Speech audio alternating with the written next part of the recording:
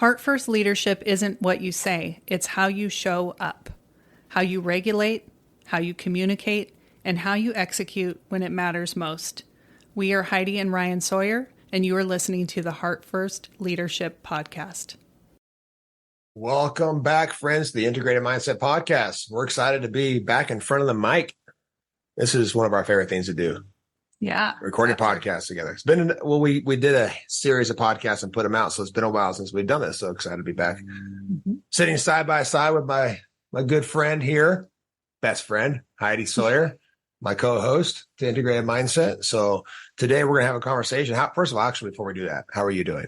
I'm doing good. I'm busy today because we've just got back from, 5 days at the lake and enjoying ourselves. And what comes with that is a little bit of pile up of a few things to do, tasks and things to follow up on when you get back. But it's worth it. Yeah. Sometimes I question whether vacations are worth it. Yeah. Little breaks and times away from the daily interaction with business and life, because you come back and you're like, oh, the to-do list is twice as long, but all good. You lean into it. And it's an opportunity to grow your capacity, right? Like, okay, all right, let's see if I can get everything done in 2 days I would normally do in like 5 or 6 days. Perfect. Let's do it. Yeah, let's grow the capacity. So today, I want to share with you a quick story. And I always love when life presents us with the ability to explore certain principles of life that then we can actually bring back and relate them to neuroscience that we've learned. And when we're just out and we're exploring, we're on vacation, we're doing something fun, and we're like, hey, well, that's just like life, right? So here's the story. The story is that, in the projection forward a little bit, is this ability for us. Here's what I think is sometimes the problem. Sometimes people talk about being present too much. They try to be so present. Oh, you got to be in the now, be here now, right? And that's fine. There's only a certain amount of safety, psychological safety, and growth that can be actually found by being in the present moment. There's also this aspect of our neuroscience, of our neuropsychology, that wants to know what we are going to be doing later and how we're going to be able to provide later and how we're going to be able to make an impact later. And so what is the balance between our eyes being fixed and in the present moment versus taking our eyes down the road a little ways, right? And let me just say, I think the reason why people say be here now is because usually when people are somewhere else, it's because they are either future tripping or past tripping in a negative way, right? They're like consumed by worry about what's going to happen in the future, or they're consumed by regret or frustration over something that's happened in the past. So being here now, in that sense, is a way of not doing something that's not productive, right? So if you're here now, you're not doing that non-productive future or past tripping. But there's a difference between projecting forward into the future in a productive way and doing it in a non-productive way. And a lot of times we catch ourselves worrying about things that 99% of the time never happen. Yeah. So that's not really what we're talking about, but I just want to add a little layer of perspective to that is why that's so popular, being here now, because in most of our experience, not being in the present moment means that we're in some kind of negative taking the past and projecting it forward. And that's what we want to avoid by being here now. But we're saying going beyond that and actually intentionally deciding what we want and where we want to go forward and bringing that back now. Yeah. And that's the difference. Right. The difference is between living in the past and projecting it forward. Well, this happened. That didn't happen. That should have happened. That could have happened. I would have done this. Oh, I hope I don't do that. Hope that doesn't happen again. And you're actually then are putting yourself into a cycle of fear and of doubt and of shame and of guilt, projecting that, shining that forward and creating more of that in the future. Right. So here's the very relatable story. So when I was in my 20s, I rode dirt bikes with a group of friends. And one of the things that we said, when in doubt, twist the throttle. Right. So of course you did. Right. And my point, and this is a kind of a life principle, like legitimately, you didn't always know how you were going to get out of a sticky situation when you're riding like single tracks with a dirt bike, meaning that they were very narrow trails. They were very technical trails. It wasn't like riding on a logging road, right? Mm-hmm.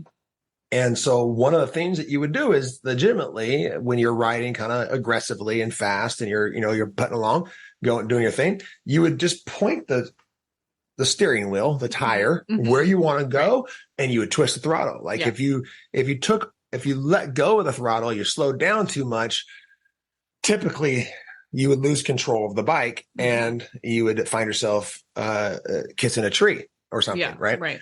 So this last weekend, Colton and I, we have these little like mini bikes. They're super inexpensive little like lawnmower engine mini bikes. Colton's our 10-year-old in case you're listening for the first time. Yeah. So Colton's our 10-year-old. So we got these two little mini bikes that are, they kind of like really good suspension. They're like more like little cruisers, right? Yeah. But still for him, he's fairly new to the concept of riding. So yeah, you guys, I rode one. So they're very beginner. They're super beginner. So anyway, but he still had a couple of moments where he let off the throttle coming around a little corner where we were going up a little bit of a hill, and he kind of was letting off the throttle because there was an obstacle right in front of him. There was a rock or a root or something like that. Yeah. And he focused on the rock right in front of him on the corner. So therefore he was worried about how he was going to get past that and make the turn. So he let go of the throttle and the bike turned over on him and it landed on his leg and it bruised his leg a little bit. He was completely fine. There was no injury whatsoever, but it kind of scared him a little bit and it frustrated him and he didn't know why. And so I came back and I taught him, I was like, well, when you're riding a dirt bike, son, you got to take your eyes past the obstacle that's right in front of you. Like, you've already got past that rock or that root. Like you have to know that that's already done. Right. And take your eyes like around the next corner, around the next bend to the next straightaway and point your tire in that direction and twist the throttle. Yeah. Right now, these are again, very simple bikes, not very powerful, but the principle remains the same. Yeah. The principle remains the same and I'm not saying, just be clear, I'm not encouraging people to grind and to grit it out. What I'm encouraging us to do is to be able to recognize, okay, there is a level of presence that we need to be able to create in this present moment. And this is now and later. You actually, from a neuroscience perspective, called it's now and later circuitry, right? We first learn how to be okay now, right? So here's the corner. I'm coming around the corner. I understand that that's my obstacle, but then if I want to get past it, I don't necessarily even focus on that rock. Right. I take my eyes forward on the trail of where I want to go. I point the tire in that direction and I twist the throttle. So in life, how does that relate? Yeah. Well, think about it. Driving a car, there's lots of little yellow or white lines and dots on the road, but you're not looking at every single dot and going, okay, the dot. No, your eyes are, on the horizon. You're moving ahead of where you actually are. And I think that it does apply as a metaphor for life, because if you get caught up in looking at every yellow dot on the road, you're going to, I don't know if you remember this. When I first started learning how to drive, you just triggered something, a memory. When you first started, my dad gave me this advice that I completely forgot about until you just said that. I was kind of very active with the steering wheel, right? I was left and I was right and kind of, a little bit, that type of experience. And my dad goes, take your eyes further down the road, Ryan. Yeah. Right. And then the further down the road, my eyes went, like there was less adjusting that needed to happen. Yeah. My steering wheel was able to stay more straight, and it's kind of like sit back and kind of relax and enjoy and kind of enjoy driving a little bit more. Right. And I think that, so that's the principle. Like we use it, whether we're talking about twisting the throttle and pointing the tire where you want it to go on a dirt bike to get past the current obstacle. Right. Or we're driving a car and we're teaching somebody, a 16-year-old, how to drive a car. They don't look at the road right in front of them. You're not going to be able to see what's happening up in front of you. What if there's an accident happening? Like you want to be able to see that. So you know to pump the brakes, exactly.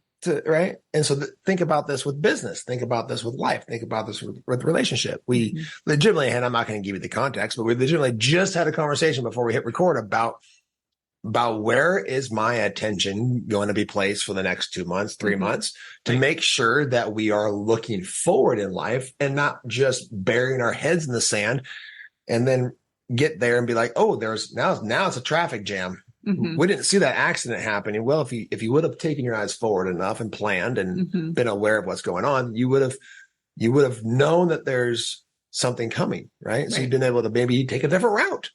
Yeah. Right. And have more flexibility. So there's two things happening here. Number one is, and then I'm going to let you, help me make this more simple.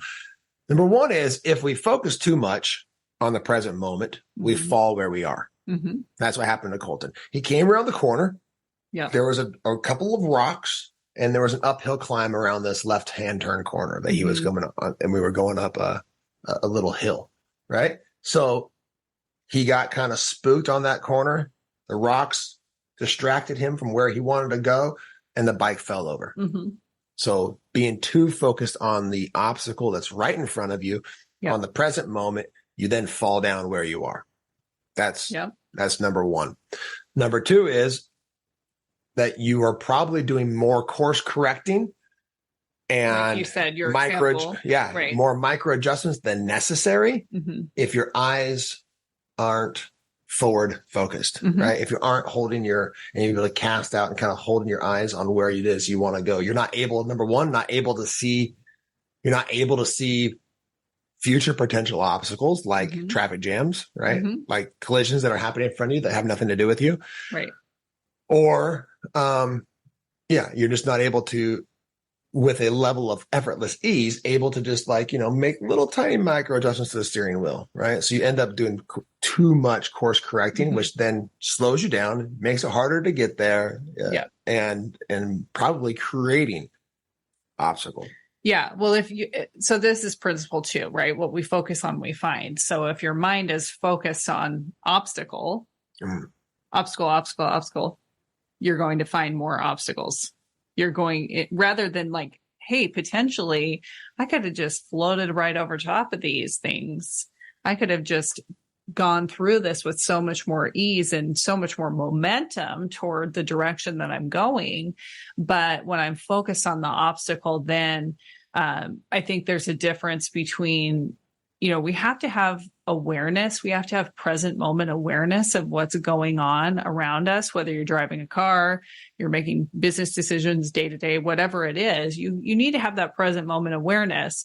But to be able to fix your eyes further ahead, even just a few more steps ahead, you're going to create less resistance for yourself in that present moment by focusing further ahead. You're going to create natural momentum that's going to propel you over some of those things that you could potentially get stuck on. That's right.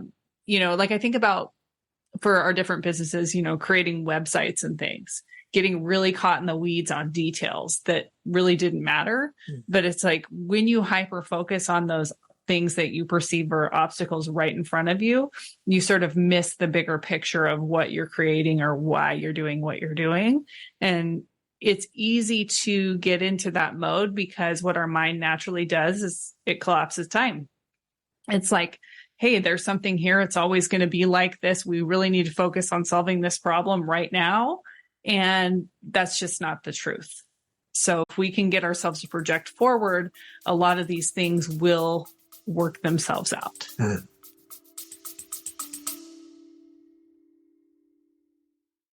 We are all leaders. If you're ready to stop waiting and start impacting your environment in a powerful way, we want to connect with you. Click the Book Now link in the show notes to book a call with a Heart First coach and discover what Heart First leadership can look like in your life and in your environment. Now back to the show. Yeah. Well, we get stuck on something that may potentially even solve itself. Yep. Right.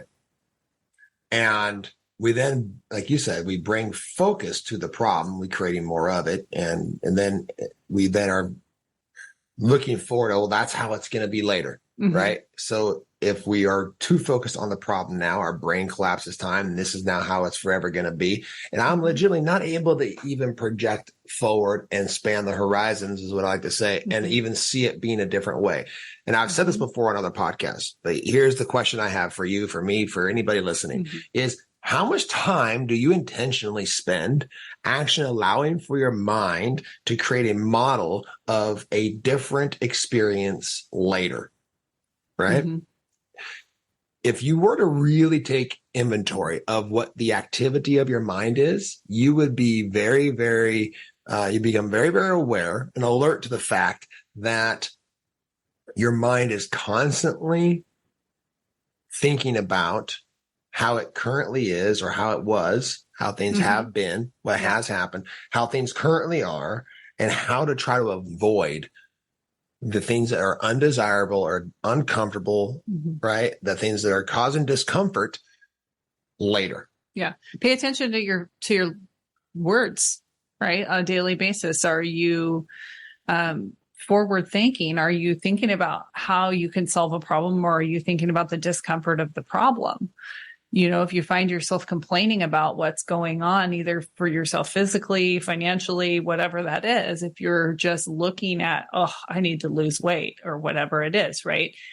You're caught in that current experience instead of projecting forward and saying like, okay, how can I look at this from a more productive lens of, okay, that's good data. I want to be healthy. What would a healthy person do? If I'm my best self and I'm being healthy, how does that play out? What would I have for breakfast today if I'm being healthy, right? Rather than just being stuck in the experience of feeling like you need to lose weight or you're uncomfortable in some way. Yeah.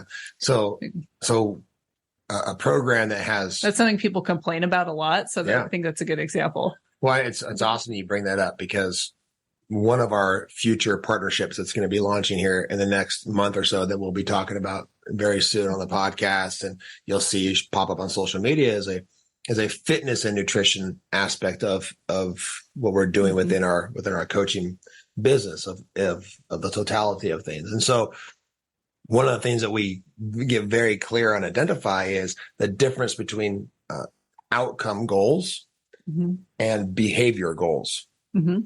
Right? Outcome goal meaning I want to lose 10 pounds, and behavioral goal is what you're actually doing on a daily basis to achieve the outcome. Right. Like, I'm going to replace this having pancakes every day for breakfast with something that's a healthier option that fuels me. Right. That could be a behavior that you're changing. Well, even one meal, or even just how you find yourself thinking about your current situation, to the current obstacle, how you're then going to use your mind to help to explore how to, get past that, the rock or the stump that you're focused on, how to project your mind forward and see, oh, if I were to take my eyes into the future of saying the goal has been achieved, who was I being to achieve that goal?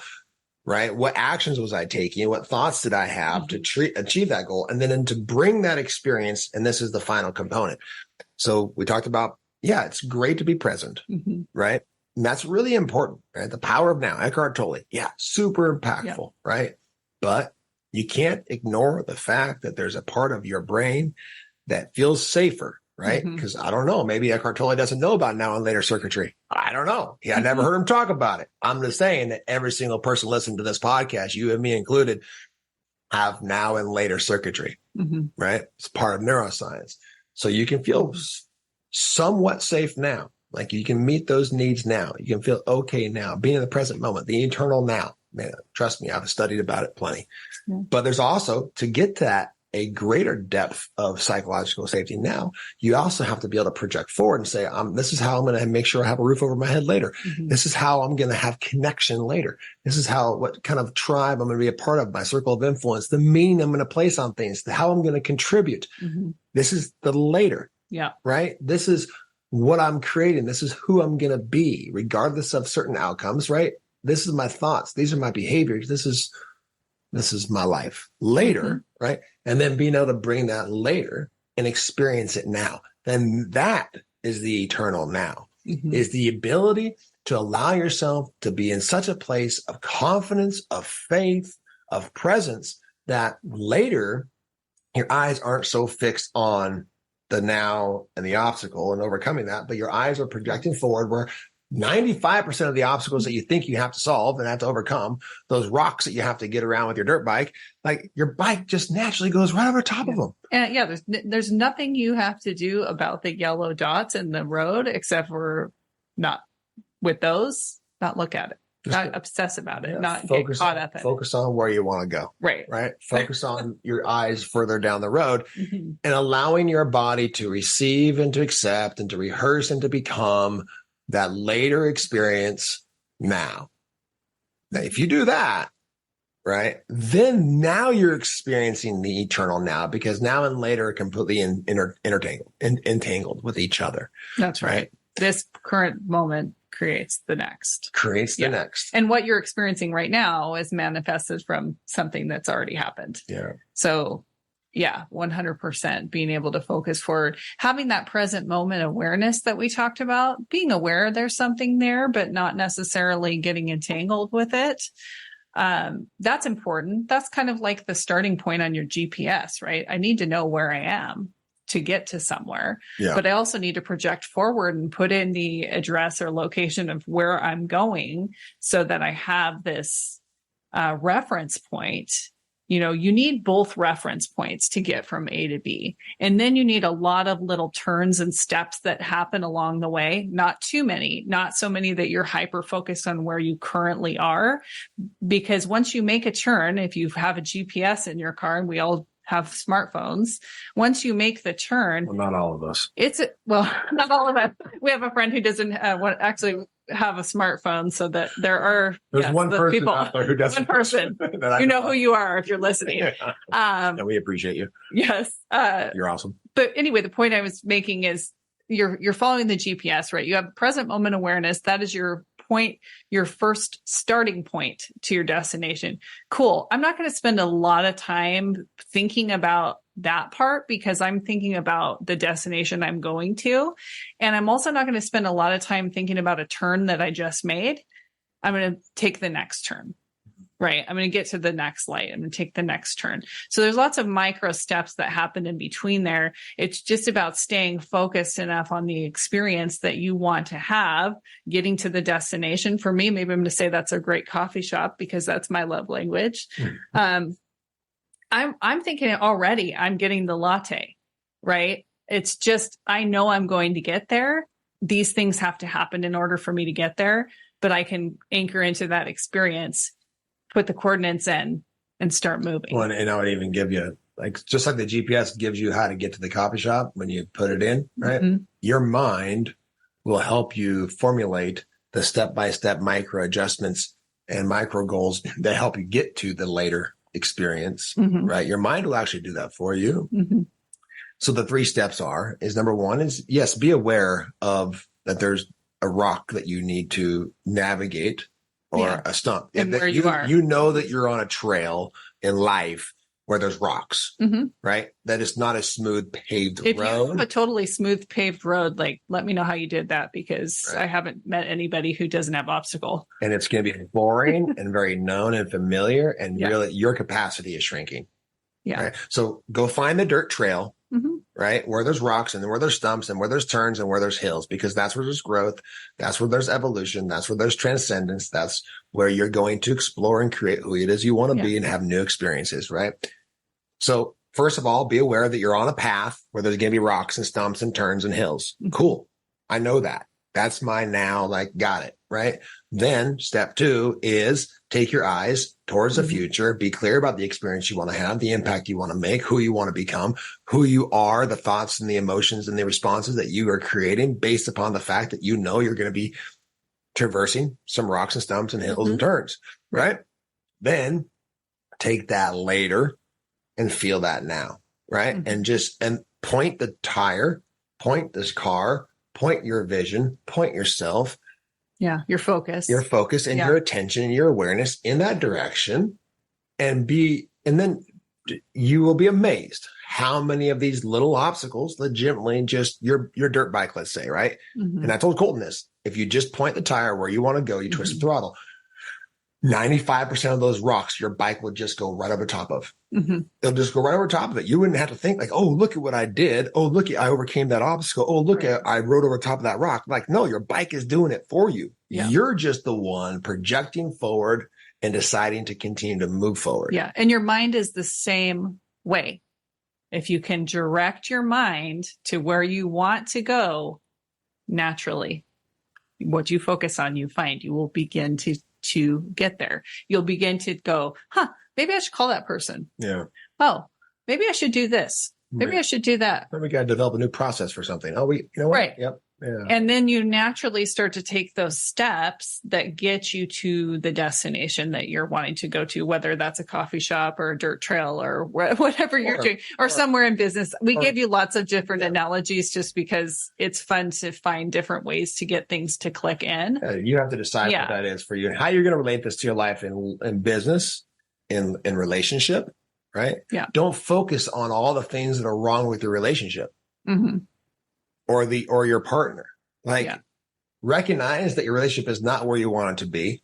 Mm-hmm. That relationships are like a dirt trail with roads, or like with roots and rocks and turns and hills and ups and downs, right? And then take your eyes forward and imagine and start to think about who it is that you are being if your relationship is in a way that you desire it to be, right? Yeah. Do your part in taking your eyes forward and allow for your life, your relationship to overcome some of the smaller little obstacles and rocks and let things go and roll right over top of them because they're insignificant in the big picture of things, because they're not going to actually slow you down unless you let them slow you down. That's the only way those rocks in the road are going to slow you down, is if you bring your attention to them, right? And not allowing yourself to focus forward. Does that all make sense? I don't even know. Makes a ton of sense to me, but I might have to listen to this podcast back to make sure that I actually. Oh yeah, tell us which analogies you liked better, as far as getting things to click in. Yeah, coffee shop, GPS, or subliminal. And if you want some more help around figuring out this now and later circuitry and really diving into some of the science behind this, why this works, how to practice this. Yeah. I'd encourage you to check out our integrated mindset program. We have groups starting all the time with different coaches. Right now, we have some coaches in training that are, doing some groups at a discounted rate, which is fantastic to take advantage of that and be able to be part of their training process and have, either Ryan or myself there to support on the calls as well. Great opportunity to really dive deeper into the work that we're doing here by checking out Integrated Mindset, reaching out to us, finding out how you can learn more and start actually putting some of these things into practice. Because it's great to think about concepts and ideas, but to actually practice it is where the magic happens. Yeah. Get out of that pattern of listening to podcasts and reading books, but not actually applying any of it. Right? Listen to this and then begin to actually rehearse it, integrate it, figure it out to where it makes an impact in your life. Without action, information without action will lead to frustration. And we have to bring these things back and integrate them. And there's no real place in life or age that is wrong for this work. I'm right now finishing up a group of people who are in their mid 20s to late 20s. They're all about 25 to 29 years old. And the transformation that this group of individuals, both male and female, have experienced is incredible. They're still so like impressionable and able to like just change they're more flexible, right? They're just neuroplasticity, right? They're just their brain's able to change in a quicker rate. So that has been an absolute blast to witness these young men and women in their 20s and just recognizing, wow, what is the impact of that in their life to know these things and not be waiting until 35 or 40 to have a midlife crisis before they figure things out. Right. So if you know of somebody in that age, right, like tune them in, have them reach out, because that's really the age group that I love working with too. And teaching these basic principles that govern our lives, how to apply them, how to integrate them to where then they make a massive impact. Right. Yeah. I'm excited to be starting another women's group, possibly 2 groups in this coming September, and I have some current groups that are full. But if you're wanting to get in on one of those fall groups, reach out, because this program 100% will change your life. And it is all about integration and learning how to use these tools and apply them in your life. So thanks for listening today. Please share, rate, and review the podcast. It helps us get it out to more people. And we just really appreciate you being here. So thanks again. Thank you for listening. Remember, leaders go first. Alignment matters. And the environment that you create is the legacy you'll leave. We'll see you on the next episode.